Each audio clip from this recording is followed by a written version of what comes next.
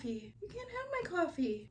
Hi everyone, my name is Haley. Welcome back to my channel. Today we are going to be talking all about first drafts. If you're new here, my name is Haley. I'm currently pursuing an MA in creative writing, working to pave a creative life for myself down the line. I am currently working on my 6th first draft. So I have been writing for quite a while. If you found yourself clicking on this video, I bet you are also working on a first draft, whether it is your first draft or your 17th million first draft. Writing a first draft is incredibly hard. It takes a lot of work. So in this video, we are going to talk about tips that have worked for me when I've written previous first drafts, tips that have not worked for me, but what I have heard in the interweb, and also tips that I've heard of, but I haven't really had a chance to try. So you might find them really interesting or useful. If you used them before or it's your first time hearing of them, please let me know in the comments below. So we're gonna have 10 tips total, ending with my favorite tip of them all, of course. And hopefully you can find something in this video that you can either apply to your current work in progress or something that you can save in the back of your mind later on as you start your first novel. Just a small disclaimer before we really get into the meat and gold of the video is that I am a writer, I am still learning, and all of these tips are a small little droplet of water in the large pool that spans writing. And something that I want to emphasize more than anything else is that there is not just one way to write. There is a plethora of ways to write. Hopefully you can pick something up that will work for you, but if not, know that not every bit of advice works for everybody, and that's a-okay. Now let's get into it. What is a first draft? Now on surface level, many of you who already watch my channel probably know an answer to this, but if you're new here and you don't know what a first draft is, that's totally fine. Welcome. Kind of different definitions for first drafts. Like on a surface level, a first draft is just a draft of your novel, fully completed from start to finish. It's the first time you're putting down words to paper. It usually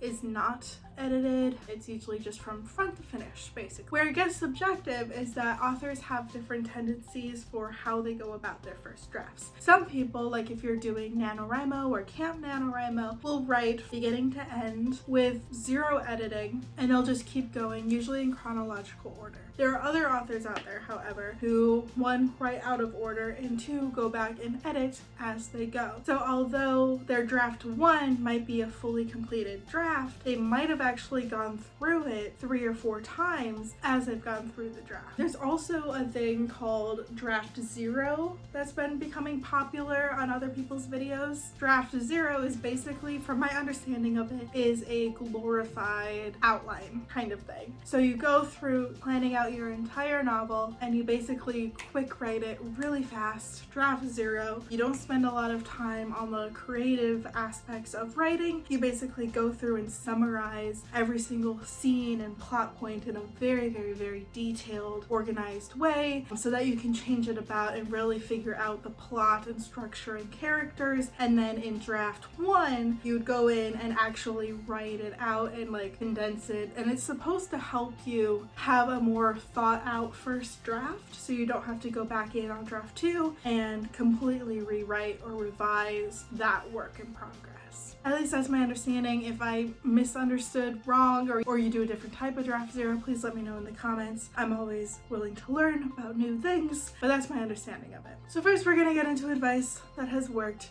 for me in the past. Like I said, I am going into my 6th first draft, right? So these are tips that have worked for me as I've drafted the last 5 books. Some have taken me up to 4 years to write the first draft. Another was 3 months, another was 1 month. It really depends on the type of book that you're writing in terms of how long it's gonna take. It also depends on how much time you have to write, hours you put aside, and then what type of first draft are you trying to write? Are you trying to write that more glorified outline with a draft 0, or are you trying to write a more refined draft 1, going back and editing as you go, or are you trying to just go all the way through? Here are my tips. So tip 1 is to take notes as you go. So whether you are a planner or you are a pantser or discovery writer or plotter, taking notes will help you keep track of everything so that by the time you get to draft 2, you won't have to go through quite quite as much organization in terms of character descriptions, place descriptions, all of that kind of stuff. So if you take notes as you go, there's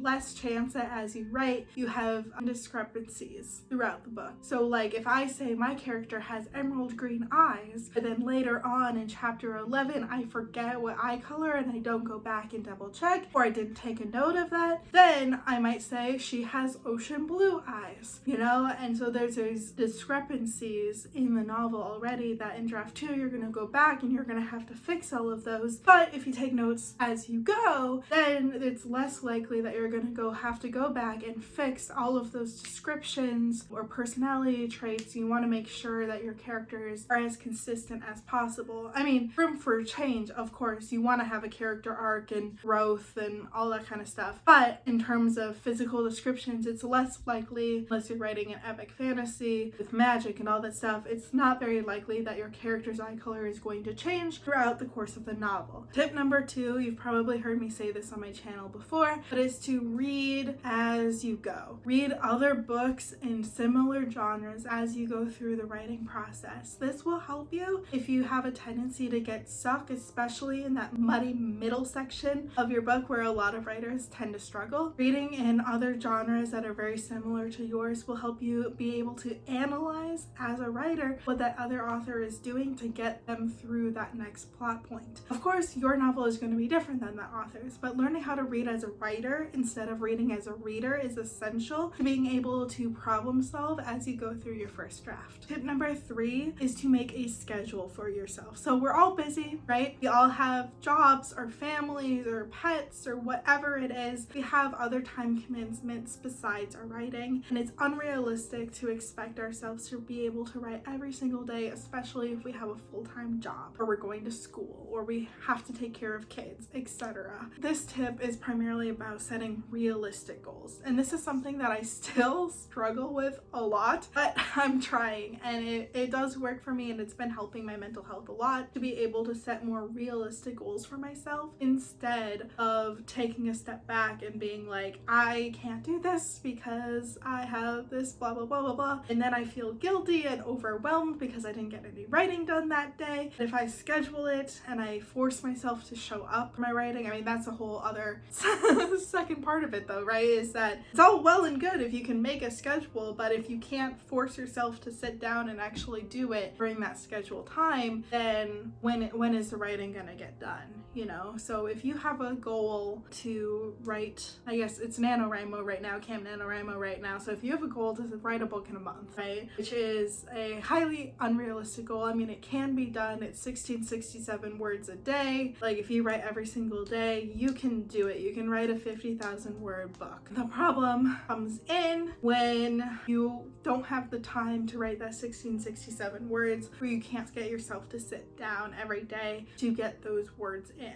So look at your obligations, set aside time to write, set rewards for yourself so that when you do sit down to write, you get a reward for sitting down and doing the work, because the hardest part of writing is showing up and sitting down and starting. But once you're actually sitting down and starting, it gets a lot easier. Tip number 4 is to try to plan out your character arcs, desires, plans, wants, goals before you start writing. This tip goes more hand in hand with a plotter than a pantser, but I do think pantsers, if you have an idea about who your character is and what they want and what they desire, then sitting down to write, your plot progression is going to come a lot easier if you do a little bit of character work before. Not saying you have to do a ton, leave room for discovery. That's the whole purpose of pantsing, right? Is discovering your character and discovering what they want. But I think when you're going through the first draft, and especially that muddy middle section again, when it gets to be really like, okay, what happens next? You want to start thinking about, okay, if I'm getting really stuck in this middle, think about your characters. What do your characters want? It's all well and good to discover, but if by the end of your novel you have an incomplete plot or an incomplete character arc, or a character who is lacking in desire and motivation throughout the entirety of the novel, then what was the point? You know, you're gonna have to go back in draft 2 and you're gonna have to redo all of that hard work that you've already done, because it's just just not work as a book. I love discovering as I write, but I have to do some plotting beforehand. Otherwise, it's just gonna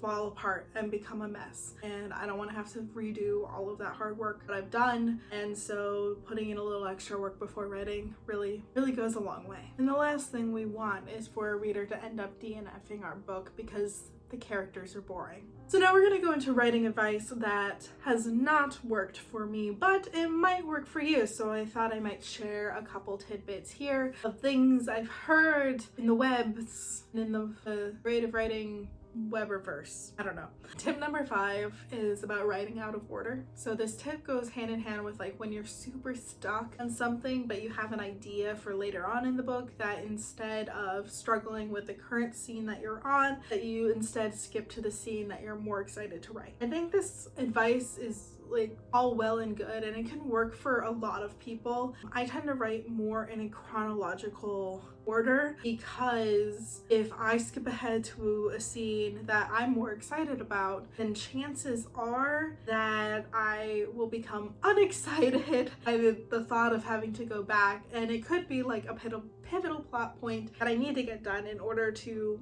move my characters along, progress everything down the line. So if I skip ahead, chances are I won't want to go back later. I'll just keep skipping ahead, and then I'll get confused on what I've written, what I haven't written, and it'll just become a mess. And that goes hand in hand with the consistencies tip as well, with taking notes, tip number 1. I found that when I skip around, or if I do skip around, it's a lot harder for me to remember to take notes and remember what's coming up and what's happening. And especially for wanting to discover some of my work, skipping around I think can help because it can help you realize like a plot point that you're heading towards, so that when you go back to write, you can lead up to that plot point. But chances are for me is that then when I go back to that earlier plot point, what will happen is I'll discover something else, and then the scene that I wrote earlier when I jumped ahead is going to be obsolete because I'll figure out something better that I want to do instead. Nope, it's not going to happen anymore. So that's kind of my thought process there, is that I don't want to have to redo work. I mean, if I'm really stuck, I might still jump ahead, but it's just not a piece of advice that I use often. Tip number 6 kind of goes hand in hand with tip number 3, except it can work for some, it can't work for others. Kind of goes hand in hand. It's setting goals and deadlines for yourself in addition to a schedule to write. So for some people, you need that extra motivation, and you want to set goals, whether it's word count goals, page goals, hours goals, whatever it is. It's a goal that you set for yourself. You try to get this many words done by the end of month 3, you try to get this many pages done, etc. I found that what I'm trying to do for myself now is that although I still do like word count goals, like I'm doing Camp NaNoWriMo right now, my goal is 25k by the end of the month. I might lower that a little bit. And I think remembering that it's okay to change your goals as well is like vital to anyone writing. So I'll take that from that tip. But why I put this with the advice that doesn't necessarily work for me is that I found that even though I set a goal or I set a deadline, that doesn't motivate me anymore to write. And if I don't set that goal or don't set that deadline, and I think actually not setting a goal or deadline, at least a deadline for me, I like setting goals. Goals are very helpful. But if I'm setting a deadline, what tends to happen is that I can procrastinate because I'm like, well, it's not due until 3 months from now. I don't have to write today. I feel like deadlines work for me when I'm in class and I have an assignment due by a certain date. That motivates me. If it's my own personal project, I'm the one setting the deadline and it's for myself and I know I can move it. It's not like an external force holding me accountable. And I have a really hard time meeting those deadlines. So if I could get like friends involved, or I have a consequence of not meeting those deadlines or something else like that, then maybe that'll work for me more in the future. Like if I'm publishing a book and my editor needs it by a certain date, and like I'll feel more motivated because another person is on the line and I don't want to disappoint that person. I don't want to disappoint my professor by turning something in late, so I turn things in on time. Yeah, there's that procrastination aspect that just doesn't help. I'm still trying to figure this one out for me when it comes to first drafts, and and feeling motivated to write and to sit down and do it. And I think for my next challenge, I might try to eliminate deadlines, and I might just say the whole like just writing 3 days a week thing or 4 days a week or whatever, keeping track of that instead. And then at the end, count up how many words I did at the end of it and treat it more like days writing versus word count. That overwhelms me sometimes, and then it's hard to keep that progression going for a long period of time. So I'm still trying to figure that out. If it works for you or doesn't work for you, let me know. So tip number 7 is about plotting. So if you are a discovery writer, you're a pantser, this doesn't necessarily apply to you because plotting probably doesn't work for you very well. But if you're interested in experimenting, these are kind of my plotting methods that I like and I don't like. First one that I don't like, which is very controversial here on the writing YouTube communities, is I do not like Save the Cat Writes a Novel. I really dislike it. I read it a year or 2 ago. I made a video about it, I think, and at the time I kind of liked it. I wrote a whole novel using the beat sheet method. It was my novel called Only Human. I did not like how that novel turned out. I haven't even touched it since NaNoWriMo. I think it was 2020 that I did that experiment where I read Save the Cat Writes a Novel and I used their beat sheets and I plotted everything out. And I think for screenwriting, Save the Cat works better than for novels. It's too formulaic for me. But I mean, if that's the type of novel that you're writing, then I think it'll work great because you want to follow genre standards, right? You want to follow certain beats and certain things that happen if you're writing commercial fiction, and that's totally fine. That's great. It doesn't really work for me because I'm not writing that kind of stuff. If it works for you, great. Keep using it. I just didn't prefer it. Let me know what you think about Save the Cat Writes a Novel in comments below. The second one that I want to point out is one that not a lot of people have heard of. I think I mentioned it in a video years ago when I first started my channel, probably, so it's probably in a really crappy video, but it's Jane Allison's Spiral, Meander, Explode. It's a novel that goes into alternative plotting and structures for novels, and I really enjoy that. I like doing the experimental, alternative, not marketable stuff, which might kick me in the ass later on when I try to publish, but you know, they love you. It's fine. The last method that I also really enjoyed is called the mice method. It was developed by Orson Scott Card. It's very much more like scientific kind of thing where you try to mirror different beats and stuff like that. I might try that with this current novel. I'm not sure yet. I'm still brainstorming stuff. Yeah, I definitely recommend if you're not into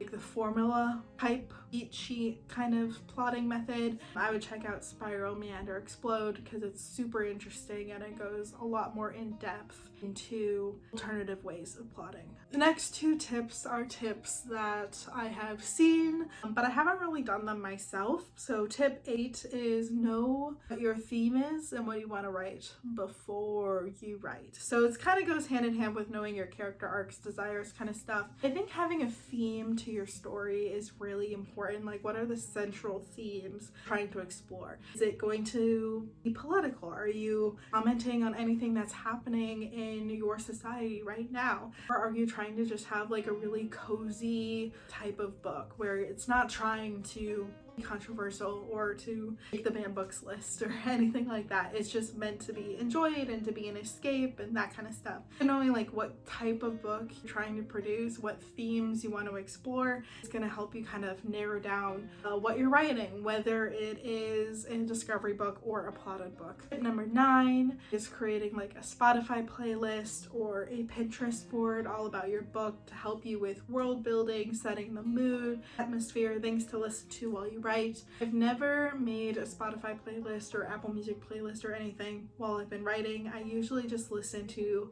classical music or white noise. I listen to anything with lyrics. I tend to lose focus and like let's just listen to the lyrics and not write. I have used Pinterest before, but not for very long. I was just getting some character ideas and stuff like that. But because my upcoming book is more historical, magical realism, I will probably try to use Pinterest this time time around. I just haven't used it like seriously for any of my other projects. And I love Pinterest, so I might try to use that to gather some ideas or historical events or things I want to talk about. Finally, tip number 10, my final tip for writing your first draft of your novel is to just not stop writing. Even if you don't make your deadline, if you don't make your goals for the month, just like don't stop writing. And that is the biggest hindrance to any budding novelist, whether you've been writing for a long time or you're brand new to it. If you stop writing, you won't have anything to show for your hard work. If you take one thing away from this video,